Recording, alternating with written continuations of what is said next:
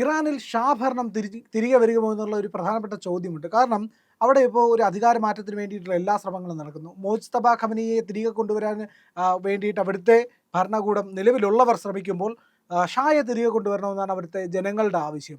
ഇപ്പോൾ വലിയ സ്ത്രീകളടക്കം പ്രൊട്ടസ്റ്റിലാണ്. ആര് ഇറാന്റെ അധികാരത്തിലേക്ക് വരും? അതോ മോജ്തബ കൊല്ലപ്പെട്ടോ? ഈ സംശയവും കൂടിയുണ്ട് അതിനിടയ്ക്ക്. മുസ്തബ ഏതോ ഇസ്രായേൽ മറ്റേ അമേരിക്ക നടത്തിയ മിസൈൽ ആക്രമണത്തിൽ പരിക്കേറ്റ ആശുപത്രിയിൽ പ്രവേശിപ്പിച്ചിരിക്കുകയാണ് എന്നാണ് ഞാൻ കേട്ട വാർത്ത. അത് മാത്രമല്ല, ഇന്നലെ രാത്രിയോളം ഒക്കെ ഉള്ള ചർച്ചകൾക്കും ഒക്കെ ശേഷമാണ് 86 പേര് അടങ്ങുന്ന സുപ്രീം കൗൺസിൽ, ഒരു ഹൈ പവർ കൗൺസിൽ, ഈ മുസ്ബേനെ എന്താ അടുത്ത സുപ്രീം ലീഡറായിട്ട് തിരഞ്ഞെടുത്തത്. അദ്ദേഹത്തിന് തിരഞ്ഞെടുക്കരുതെന്ന് അമേരിക്കൻ പ്രസിഡൻറ്റ് ട്രംപ് ആവശ്യപ്പെട്ടിട്ടുണ്ടായിരുന്നു. അതിനെ വകവയ്ക്കാതെയാണ് അവർ അദ്ദേഹത്തെ തിരഞ്ഞെടുത്തത്. അത് മാത്രമല്ല, തിരഞ്ഞെടുത്ത് കഴിഞ്ഞ് മണിക്കൂറുകൾക്ക് ശേഷമാണ് അദ്ദേഹത്തിൻ്റെ പേര് അവർ പുറത്തു വിട്ടത്. ഇതിൽ ഒരു കാര്യമുള്ളത്, നമ്മുടെ ഫരീദ് സക്കറിയ എന്ന് പറഞ്ഞിട്ട് ഒരു വലിയ പൊളിറ്റിക്കൽ റിപ്പോർട്ടറാണ്, പൊളിറ്റിക്കൽ എന്താ പറയുക ഒബ്സർവറുണ്ട്. അന്താരാഷ്ട്ര വിഷയങ്ങളെക്കുറിച്ച് നന്നായിട്ട് പഠനം നടത്തുന്ന വ്യക്തിയാണ്. അപ്പോൾ അദ്ദേഹം പറഞ്ഞത്, ഈ മുജ്തബ ഖുമൈനിയെ തിരഞ്ഞെടുത്തത് തെറ്റായ നടപടിയായിപ്പോയി. വളരെ തെറ്റായ സമയത്ത് തെറ്റായ നടപടിയാണ് ഇറാനിലെ ഈ ഹൈ പവർ കമ്മിറ്റിക്കാർ ചെയ്തിരിക്കുന്നത്. അപ്പോൾ അതിൻ്റെ പ്രത്യാഘാതമായിരിക്കാം ഈ പറഞ്ഞ പോലെ ഇപ്പോൾ എന്താ ആക്രമണം നടന്നതും അദ്ദേഹത്തെ ആശുപത്രിയിൽ പ്രവേശിപ്പിച്ചിരിക്കുന്നത്. നമുക്ക് വിശ്വസനീയമായ വാർത്തകളൊന്നും വന്നില്ല. ഏജൻസിയിൽ അത് ഒന്ന് രണ്ട് ഇതേ കണ്ടിട്ടുള്ളൂ ഞാൻ. ഇതിൻ്റെ പ്രശ്നം എന്താണെന്നറിയാമോ? 1978-79 വരെ ഇറാനിൽ ഷാ മുഹമ്മദ് റസ പഹലവി എന്ന് പറയുന്ന ഒരു രാജാവാണ് ഭരിച്ചിരുന്നത്. അവർക്ക് മൊണാർക്കായിട്ടാണ് അദ്ദേഹത്തെ അഡ്രസ്സ് ചെയ്തിരുന്നത്. അദ്ദേഹത്തിനെതിരെ ഈ അയത്തുള്ള ഖൊമേനി എന്ന് പറയുന്ന വ്യക്തിയും അയാളുടെ കൂട്ടുകാരും കൂടി ചേർന്ന് നടത്തിയ പ്രചരണത്തിൻ്റെ ഫലമായി ജനങ്ങളെ പ്രകോപിതരാക്കുകയും അവർ ഈ ഷാ മുഹമ്മദ് റസ പഹലവിയെ ഇറാനിൽ നിന്ന് ഓടിക്കുകയും ചെയ്തു. അദ്ദേഹം പിന്നെ ഫ്രാൻസിലോ അതോ അമേരിക്കയിലോട്ട് പോയി അവിടെ പോയി താമസിക്കുകയായിരുന്നു. ഈജിപ്തിലോ വെച്ചിട്ടാണ് അദ്ദേഹം മരിച്ചു പോയത്. അദ്ദേഹം വളരെ ഒരു പ്രോഗ്രസീവാണ്, പുരോഗമന ചിന്താഗതിക്കാരനാണ്. ഈ അയത്തുള്ള ഖൊമേനി അധികാരത്തിൽ വന്ന അന്ന് തൊട്ട് ഇറാനിലെ വനിതകളുടെ കാര്യം കഷ്ടമായി. തലയിൽ തുണിയിലാണ്ട് കിടന്നാൽ പിടിച്ച് കൊല്ലും. അവർക്ക് കാർ ഓടിക്കാൻ പാടില്ല. പിന്നെ മൊത്തം മൂടിക്കെട്ടി ചാക്കും കെട്ടിയിട്ട് വേണം പുറത്തിറങ്ങാനായിട്ട്, അല്ലാത്തവരെ ശിക്ഷിക്കും. ഇങ്ങനെയൊക്കെയുള്ള നടപടികളൊന്നും അവർ ഹാർഡ് ലൈനേഴ്സാണ് ഇറാനിൽ ഭരിച്ചുകൊണ്ടിരുന്നത്. അപ്പോൾ ആയത്തുള്ള ഖൊമേനി ക്യാൻസർ പിടിച്ചിട്ട് മരിച്ചു കഴിഞ്ഞപ്പോഴാണ് ഈ ഖമേനി മറ്റേ ഈ എന്താ ഇന്നാൾ ഇസ്രായേലിൻ്റെ മിസൈൽ അറ്റാക്കിൽ മരിച്ച ഖമേനി സുപ്രീം ലീഡറായത്. സുപ്രീം ലീഡർ എന്ന് പറഞ്ഞിട്ടുണ്ടെങ്കിൽ റിലീജിയസ് കാര്യങ്ങളിൽ പാണ്ഡിത്യമുള്ള, അല്ലെങ്കിൽ അത് അണുവിടെ വ്യത്യാസം വരാതെ പാലിക്കുന്ന ഒരു വ്യക്തി. വളരെ കഷ്ടമായിരുന്നു ഇറാനിലെ ജനതയുടെ ജീവിതം. ഒരു കാലത്ത് വളരെ സമ്പന്നതയിൽ ഇങ്ങനെ നിറഞ്ഞു നിന്ന ഇറാൻ ഈ ഇസ്ലാമിക് മുള്ളകളുടെയും മുക്രികളുടെയും തീവ്രവാദികളുടെയും ഭരണത്തിൽ അങ്ങ് അടിയിൽ പോയി സാമ്പത്തികമായിട്ട്. വളരെ കഷ്ടമാണ് അവരുടെ ജീവിതം എന്ന് പറയുന്നത്. ഇപ്പം ഈ ഷാ മുഹമ്മദ് റസ പഹലവിയുടെ 4-5 ആൺമക്കളുണ്ടതോടെ 2 പേര്, മൂത്താൾ എന്തോ അസുഖം പിടിച്ച് മരിച്ചു. രണ്ടാമത്തെ ആളാണ് റസ പഹലവി എന്ന് പറഞ്ഞാൽ അദ്ദേഹം അമേരിക്കയിലാണ് താമസിക്കുന്നത്. വളരെ പുരോഗമനവാദിയാണ് അദ്ദേഹം. വെസ്റ്റേൺ പാശ്ചാത്യ വിദ്യാഭ്യാസം കിട്ടിയിട്ടുള്ള ആളാണ്.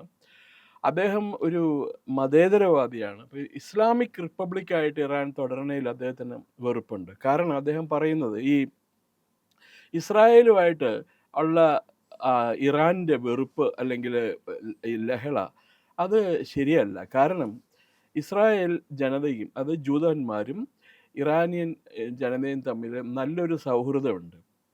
അവർ പറയുന്നത് ജെറുസലേമിലെ ഒരു the great temple of Jerusalem എന്ന് അതിന് പറയുന്നത്. അത് നിർമ്മിച്ചു കൊടുത്തത് ഇറാനിയൻ ജനതയാണ്. അത് കഴിഞ്ഞ് അങ്ങനെയുള്ള വളരെ മതേതരവാദികളായ, എന്നാൽ അവരുടെ ഇഷ്ടത്തിനനുസരിച്ച് ജീവിക്കാൻ സ്വാതന്ത്ര്യമുള്ള ഒരു സാഹചര്യമായിരുന്നു ഇറാനിലും ഇറാഖിലും ഒക്കെ ഉണ്ടായിരുന്നത്. ഷാ റസ മുഹമ്മദ് അദ്ദേഹം ഇറാനിലെ ഭരണകൂടത്തിൽ ഭരണം ഏറ്റെടുത്ത് കഴിഞ്ഞ പിന്നെ ഇറാൻ ഒരു പാശ്ചാത്യ രാജ്യത്തെ അനുസ്മരിപ്പിക്കുന്ന രീതിയിലായി വളർച്ച. ഇപ്പം നമ്മൾ ടെഹ്റാൻ നഗരമൊക്കെ കണ്ടു കഴിഞ്ഞാൽ, അന്നത്തെ ടെഹ്റാൻ നഗരമൊക്കെ കണ്ടു കഴിഞ്ഞാൽ ബ്രിട്ടീഷുകാർ വരെ അല്ലെങ്കിൽ അമേരിക്കൻസ് വരെ തോറ്റുപോകും. ആ രീതിയിലാണ് ആ നഗരം അവർ മെയിൻറ്റെയിൻ ചെയ്തിരുന്നത്. അപ്പോൾ അതെല്ലാം എതിർത്തിട്ടാണ് ഈ ഷായെ പുറത്താക്കിയത്, സ്ഥാനഭ്രഷ്ടനാക്കിയതും ഈ മുള്ളകൾ ഭരണം പിടിച്ചു പറ്റിയതും. ഇദ്ദേഹം അമേരിക്കയിലാണ് കൂടുതൽ സമയം ഉണ്ടാവുക. അപ്പോൾ അവിടെ വിവാഹിതനായതൊക്കെ അമേരിക്കയിൽ നിന്നാണ്. അദ്ദേഹം പറയണേ ഇറാനോടുള്ള വെറുപ്പ്, ഇസ്രായേലിനോടുള്ള വെറുപ്പ് വച്ച് പുലർത്തരുത്. ഇറാനിയൻ ജനതയ്ക്ക് സ്വാതന്ത്ര്യം വേണം. അത് മാത്രമല്ല, അദ്ദേഹം പലപ്പോഴും അദ്ദേഹത്തിൻ്റെ ട്വിറ്ററിൽ എഴുതാറുണ്ടായിരുന്നു, 1979 ശേഷം ഈ ഖൊമേനി അധികാരത്തിൽ വന്നേ പിന്നെയാണ് ഇറാനിയൻ ജനത ദുരിതം എന്താണെന്ന് മനസ്സിലായത്. അവിടുത്തെ വനിതകളുടെ സ്വാതന്ത്ര്യം നഷ്ടപ്പെട്ടു. എത്രയോ പേര് ഈ മതത്തിൻ്റെ കെട്ടുപാടുകളിൽ നിന്നും മോചിതരായി സ്വതന്ത്രമായി പ്രവർത്തിച്ചിരുന്ന ആൾക്കാരെയൊക്കെ അവർ വധിക്കുക ചെയ്ത്, നിഷ്കരണം വധിക്കുക ചെയ്ത്. അപ്പോൾ അദ്ദേഹം പറയണത് ഇനിയുള്ള കാലത്ത് അതൊന്നും നടക്കില്ല. നമ്മൾ നാടോടുമ്പോൾ നടുവേ ഓടണമെന്ന് പറഞ്ഞ പോലെ നമ്മൾ പുരോഗമനത്തിലേക്ക് എത്തണം. ശാസ്ത്ര സാങ്കേതിക രംഗത്ത് വളർച്ചയും കുതിപ്പും ഉണ്ടായിരിക്കണം. അപ്പോൾ അതുകൊണ്ട് നമ്മൾ ഈ പറഞ്ഞ മതത്തിൽ വിശ്വസിക്കുന്നവർ വിശ്വസിച്ചോട്ടെ, പക്ഷേ കടുംപിടുത്തം പാടില്ല. ഓർത്തഡോക്സി അതല്ലെങ്കിൽ കൺസർവേറ്റിസം നമുക്ക് സ്വീകാര്യമായ ഒരു സമ്പ്രദായമല്ല. നമ്മൾ വളരെ പുരോഗമനവാദികളായിരുന്നു. അതുമാത്രമല്ല, ഇറാൻ മറ്റേ തൊട്ട അയൽവക്കത്തുള്ള പശ്ചിമേഷ്യയിലെ മറ്റേ എല്ലാ രാജ്യങ്ങളുമായിട്ട് ശത്രുത സമ്പാദിക്കാനുള്ള കാരണം ഈ ഖാമിനിയുടെയൊക്കെ പിടിപ്പുകേടാണ്. ഖാമിനി അപ്പോയിൻ്റ് ചെയ്തിരിക്കുന്ന മുഴുവൻ അയാളുടെ വേണ്ടപ്പെട്ട ഇതാണ്, അയാൾ പറയുന്നിടത്ത് ഒപ്പിടുന്ന അല്ലെങ്കിൽ അയാൾ പറയുന്നത് പോലെ കേൾക്കുന്ന ആൾക്കാരാണ്. അപ്പം അങ്ങനെ വരുമ്പോൾ അദ്ദേഹത്തിന് നല്ലൊരു പിന്തുണയുണ്ട്. ഈ ഖമീനിനെ കൊന്നു കഴിഞ്ഞപ്പോൾ ഇറാനിൽ വലിയ സന്തോഷ പ്രകടനമൊക്കെ ഉണ്ടായി. പക്ഷേ ഇവിടെ കാണിച്ച പല ഇതിലും ആൾക്കാർ നെഞ്ചത്തിട്ടടിച്ച് കരകയൊക്കെ ചെയ്യണ കാണിച്ചു. അതെവിടെ ഉണ്ടാവുമല്ലോ, കുറച്ച് പേരുണ്ടാവും ഇതിനെപ്പോഴും ഈ എന്താ പറയണേ എതിർക്കാനായിട്ട്. അങ്ങനെയുള്ളവർ മാത്രമേ ഉള്ളൂ. പക്ഷേ ഇറാനിലെ ജനതയിൽ ചുരുങ്ങിയതിൽ 80% പേരെങ്കിലും ഈ റസ പഹലവി തിരിച്ചു വരണം, ഇറാൻ്റെ ഭരണം ഏറ്റെടുക്കണം എന്നാണ് പറയുന്നത്. അമേരിക്ക ആണെങ്കിൽ പറഞ്ഞിട്ടുണ്ട്, അമേരിക്കയ്ക്ക് സ്വീകാര്യമായിട്ടുള്ള വ്യക്തിയല്ലാതെ ആരെയും അധികാരം ഏറ്റെടുക്കാനായിട്ട് അവർ സമ്മതിക്കില്ല എന്ന് പറഞ്ഞിട്ടുണ്ട്. കാരണം അവർക്ക് ഇനിയൊരു യുദ്ധത്തിന് വേണ്ടി അമേരിക്കയിൽ നിന്ന് ഇത്രയും ദൂരം വരാൻ പറ്റില്ല. അതാണ് ഇപ്പോഴത്തെ സിറ്റുവേഷൻ. റസ പഹലവിക്ക് നല്ല അദ്ദേഹം ഇറാനിൽ വന്നിട്ടില്ലെങ്കിൽ കൂടി അദ്ദേഹത്തെ ഈ ജനങ്ങൾ വളരെയധികം എന്താ പറയുക ആരാധിക്കുന്നുണ്ട്, സ്നേഹിക്കുന്നുണ്ട്. വളരെ സെൻസിബിളായിട്ടുള്ള കാര്യങ്ങളാണ് അദ്ദേഹം പറയുന്നത്. അപ്പോൾ അതുകൊണ്ട് തന്നെ നമുക്ക് മനസ്സിലാക്കേണ്ടിയിരിക്കണം, റസ പഹലവിക്ക് നല്ല സ്വാധീനം അദ്ദേഹത്തിനുണ്ട്, ഇൻഫ്ലുവൻസ് അദ്ദേഹത്തിനുണ്ട് ഇറാനിൽ.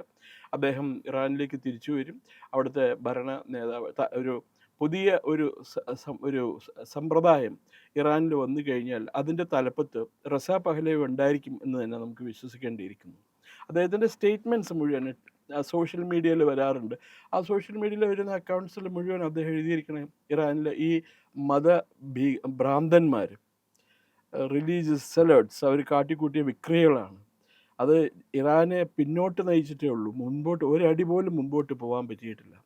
അപ്പോൾ ഒരു കാലത്ത് ഇറാൻ എന്ന് പറയുമ്പോൾ ഞാൻ നേരത്തെ പറഞ്ഞില്ലേ, യൂറോപ്യൻ രാജ്യങ്ങളെ അമേരിക്കയെ പോലും വിസ്മയിപ്പിച്ചിരുന്ന രീതിയിലാണ് ഇറാനിലെ ഷാ ഭരണകൂടം ഭരിച്ചിരുന്നത്. അവിടെ ഓടിച്ച് ദുബായ് ഒക്കെ പോലെ. അതെ അതെ അതെ. അപ്പോൾ ഇന്നിപ്പോൾ ഇറാനിപ്പോൾ എന്താ ചെയ്യണേന്ന് വെച്ചിട്ടുണ്ടെങ്കിൽ എല്ലാ രാജ്യങ്ങളെയും പോയിട്ട് വെറുപ്പിച്ചു. ഈ ഇസ്ലാമിക് രാജ്യങ്ങളെ മൊത്തം വെറുപ്പിച്ചു.